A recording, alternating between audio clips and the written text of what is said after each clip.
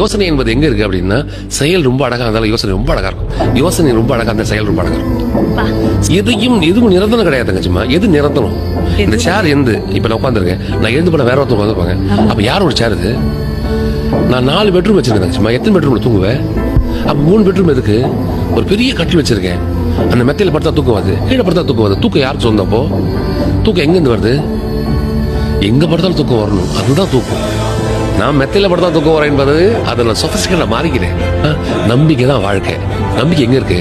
நீ உட்கார சேர்ல இருக்கு. நம்பிக்கை டிரான்ஸ்ஃபர் ஆகிட்டே இருக்கும் பாரு. என் தங்கச்சி நல்ல கேள்வி கேட்பா. நம்பிக்கை. மைக் ஒர்க் ஆகும் நம்பிக்கை. மைக் யார் வச்சு அண்ணன் வைக்காரு, சாக்கடிக்காது நம்பிக்கை. கேமரா சூப்பராக பதம் முடிப்பார் நம்பிக்கை. நான் வெளியே போனா கார் இருக்கும் நம்பிக்கை. காரில் பெட்ரோல் இருக்கும் நம்பிக்கை. வீட்டுக்கு போன சோறு இருக்கும் நம்பிக்கை. என் பொண்டாட்டி நான் அழகா பார்த்துப்போம் நம்பிக்கை. என் பிள்ளை வளர்ந்து பெரிய நம்பிக்கை.